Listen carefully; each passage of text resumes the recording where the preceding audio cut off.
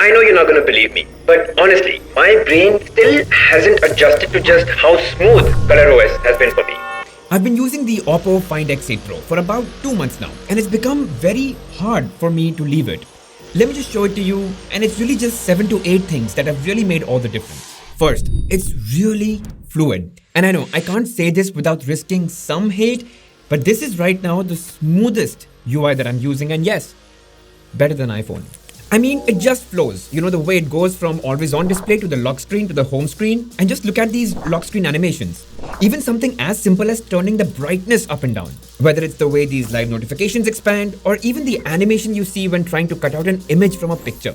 Even the game lobbies, like, the part where you're about to start the game, even they are super smooth. Like, just navigating from one menu to the other menu or just one screen to the next, it just flows so beautifully. Now, of course, it's hard for you to notice in a 30 FPS video, but take my word for it. All I can say is that the fact everything runs so smooth, interacting with various elements of the OS has become a lot more satisfying. Every touch counts, and I really hope that all other Android skins can learn from it and try to achieve the same level of optimization. Next, I love the fact that I can just airdrop photos, videos, and files to, my friends who have iPhones. So all I have to do is select a file, click on share, tap on the iPhone I want to send, and that's it.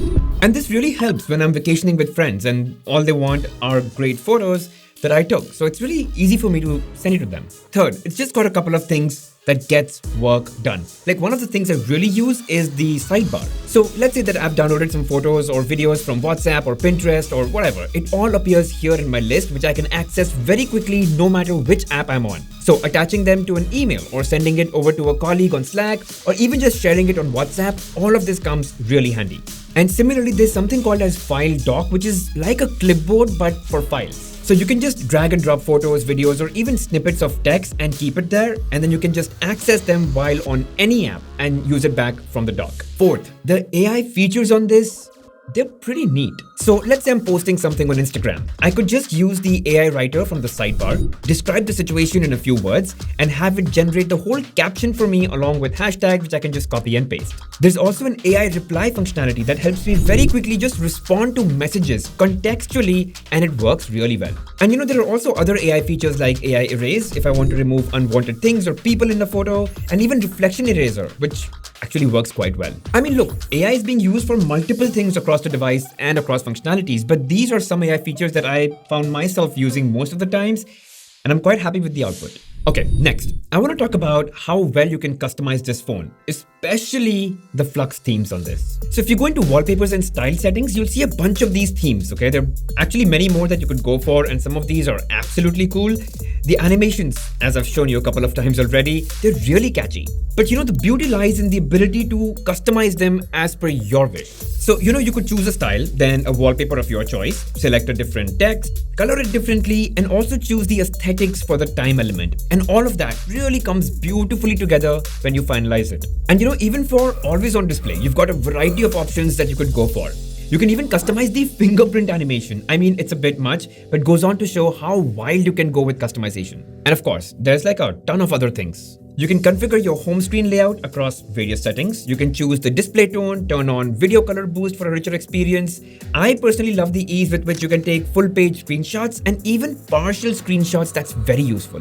But apart from these customization things, there are still a lot of very small and meaningful interactions or functionalities that really make ColorOS stand out. For example, I can just long press the volume down button and turn the torch on. And I find this super handy because I don't have to wake my screen for it.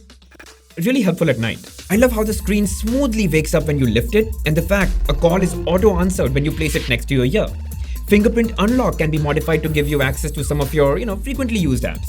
You can easily hide and even lock your apps. I mean, just select the apps you want to lock, and when you open it, it's going to ask for a special PIN. Also, even when there's an update, it actually downloads and installs in the background, so you can continue to use your phone. I mean, it doesn't lock you out, and all you have to do is restart the phone for the update to take effect. Look guys, I've known that these features exist, but having used the Find X8 Pro continuously, I kind of now realize how important and necessary they are.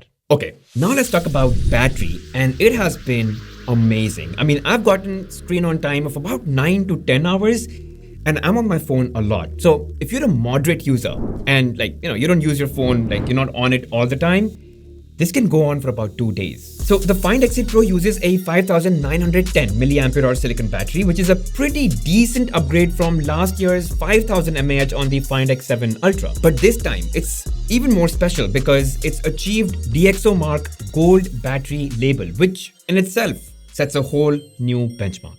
Okay, lastly, the cameras. So I'm not sure if you saw my early review of the Find X8 Pro, but I covered the camera in detail and talked about how good they really were. So I'll leave a link over here for that video if you're interested. And while the camera takes really good pictures, some amazing low light shots that were just impossible sometime back from a phone, very pleasing, high quality portraits, but more importantly, it was the zoom capability on the phone that still blows me away. I love how the software really works on this front, as well as, to optimize pictures and get the best out of your click. And this is what I really like about the X8 series is that you don't have to be a pro photographer to take really good shots. I mean, the hardware is great and the optimization and the algorithm, they just make sure that whatever you click just comes out well. Now look guys, of course I've used Moto's Hello UI, I've used the stock Android 15 UI, Samsung's One UI, Vivo's FunTouch OS, and even iPhone's iOS. But I've got to tell you again that this is the smoothest so far.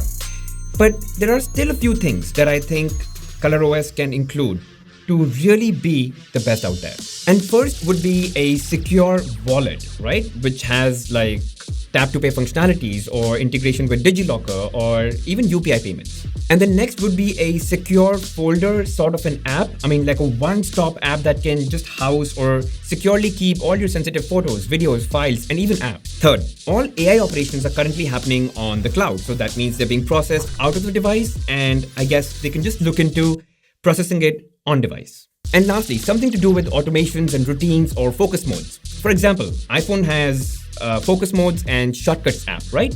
And Samsung has focus modes as well as routines.